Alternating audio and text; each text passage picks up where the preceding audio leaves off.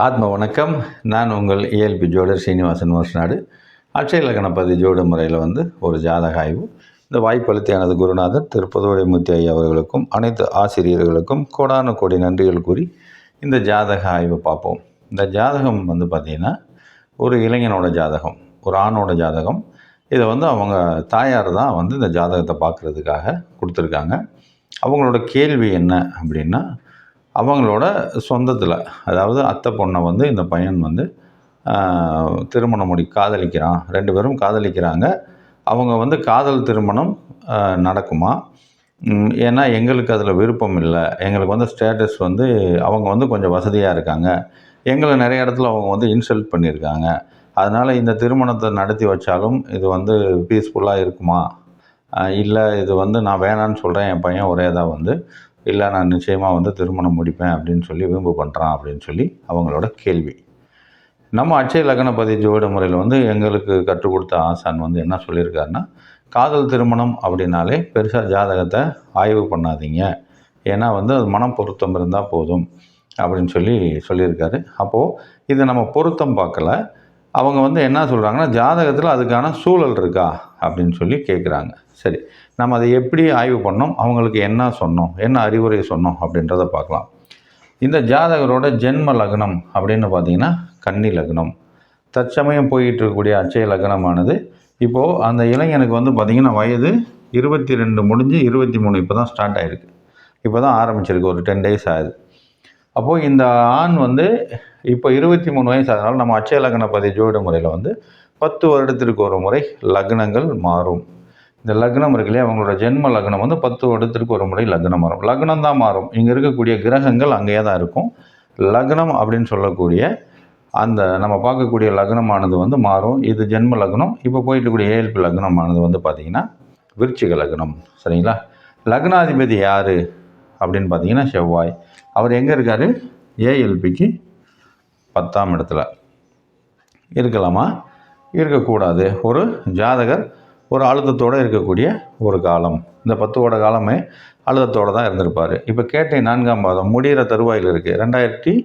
2025 எண்டில் இந்த கிரகமானது, இந்த ஏஎல்பி லக்னமானது கேட்டை 4 முடிகிறதுனால இந்த தோராயமாக ஒரு 9 வருட காலங்கள் இவருக்கு இந்த பிரச்சனை, ஒரு அழுத்தத்தோடு தான் இந்த ஜாதகர் இருந்திருப்பார் அப்படின்னு சொல்லி நம்ம சொன்னோம். சரிங்களா? அதே மாதிரி நட்சத்திரம் அப்படின்னு பார்த்தீங்கன்னா கேட்டை 4. கேட்டை 4 அப்படின்னா புதன். புதன் பகவான் எங்கே இருக்கார்? ஏஎல்பிக்கு 11. சரிங்களா? அது மட்டும் இல்லாமல் கேட்டை 4 அப்படிங்கும்போது D9 எங்கே போயிட்டுருக்கோம்? ஏஎல்பிக்கு 5ஆம் இடத்துல. அப்போது இவங்க கேட்ட கேள்வி காதலை பற்றி. அப்போது 5ஆம் இடம் தொடர்பு படுறதுனால D9 அங்கே இருக்கிறதுனால காதல் சார்ந்த கேள்வி. சரிங்களா? அந்த ஜாதகம் கேட்டு வந்தது கரெக்ட் தான். அது மட்டும் இல்லாமல் இந்த நட்சத்திர அதிபதி புதன் பகவான் எங்கே உட்காருக்காரு? ஏஎல்பிக்கு 11. அப்போது இந்த 7ஆம் இடம் சொல்லக்கூடிய இந்த ஜாதகருக்கு வரக்கூடிய மனைவிக்கு இந்த இடம் 5ஆம் இடமாக வந்துடும். அப்போது இந்த ஜாதகர் போய் எங்கே உட்காந்துருக்காரு? இந்த பொண்ணோட மனசில் உட்காந்துருக்காரு அப்படின்னு சொல்லலாம். அங்கே அமர்ந்து 7ஆம் பார்வையை எங்கே பார்க்குறாங்க? ஏஎல்பிக்கு 5ஆம் இடமான காதல் ஸ்தானத்தை பார்க்குறாங்க. சரிங்களா? சரி, இது ஓகே. அது மட்டும் இல்லாமல் இவங்க 10ஆம் இடத்துல அமர்ந்திருக்காங்க அப்படின்றத நம்ம சொன்னோம். அதே மாதிரி 7ஆம் இடத்தோட அதிபதி யாருன்னா சுக்கிர பகவான். வரக்கூடிய பொண்ணோட நிலையை பார்க்கும்போது சுக்கிர பகவான் எங்கே இருக்கார்? ஏஎல்பிக்கு 12ஆம் இடத்துல. இருக்கலாமா? இருக்கக்கூடாது. அதுவே இந்த பெண் பார்த்திங்கன்னா பிரச்சனைக்குரிய வேலை செஞ்சால் இதுவே ஒரு பரிகாரமாக ஆகிடும். ஏன்னா 7ஆம் இடத்திற்கு சுக்கிர பகவான் 6ஆம் இடத்தில் அமர்ந்திருப்பது இந்த பெண்ணுக்கு ஒரு பிரச்சனைக்குரிய வேலை பார்த்தாங்கன்னா இதுவே ஒரு பரிகாரத்தை கொடுத்துரும் அப்படின்னு சொல்லி நம்ம சொல்லிட்டோம். சரி, இவங்க சொத்து அந்தஸ்தை பற்றி கேள்வி, ஏன்னா அதுதான் அவங்கள தடையாக இருக்குது. அப்படிங்கும்போது இந்த திருமணத்திற்கு தடை யாருன்னா இந்த ஜாதகரோட 4ஆம் இடம் அப்படின்னு சொல்லக்கூடிய தாய். அந்த தாய் யாருன்னு பார்த்தீங்கன்னா சனி பகவான். அவர் எங்கே உட்காந்துருக்காங்க? ஏஎல்பிக்கு 8ஆம் இடத்துல. அப்போது ஒரு தீராத பிரச்சனைக்குரிய ஸ்தானத்தில் அவங்க தாய் அமர்ந்திருக்காங்க. அமர்ந்தது மட்டும் இல்லாமல் 3ஆம் பார்வையை எங்கே பார்க்குறாங்க? ஏஎல்பிக்கு 10ஆம் இடத்த, இந்த பெண்ணுக்கு 4ஆம் இடத்த. சரிங்களா? அப்போது இந்த பெண்ணோட சொத்தை பார்க்குறாங்க, ஸ்டேட்டஸை பார்க்குறாங்க. சரிங்களா?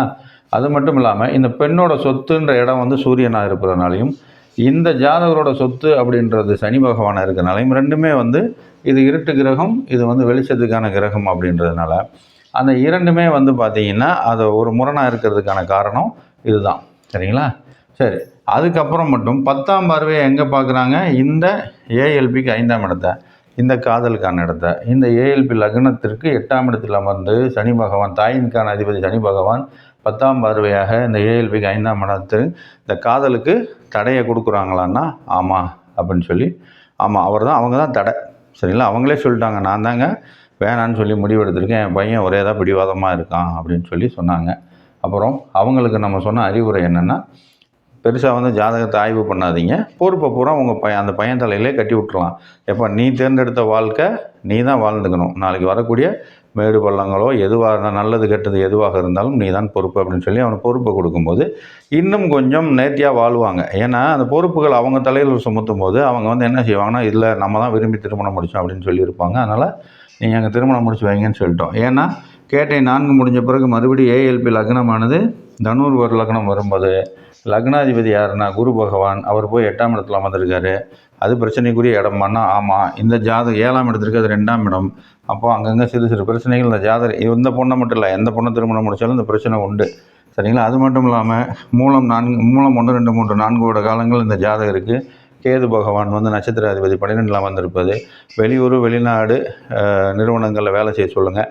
கண்டிப்பாக தொழில் செய்யக்கூடாது. தொழில் செஞ்சிங்கன்னா பெரிய பிரச்சனையில் பெரிய பள்ளத்தில் போய் விழுகக்கூடிய வாய்ப்புகள் இருக்குது. அதனால் நீங்கள் தொழில் செய்யக்கூடாது. ஏதோ ஒரு வேலையை வெளியூர் வெளிநாடு தொடர்புடைய நிறுவனங்கள் இல்லாட்டி வெளியூர் வெளிநாட்டில் போய் வேலை பாருங்கள் அப்படின்றத மாதிரி நம்ம இவங்களுக்கு பதில் சொல்லிட்டோம்.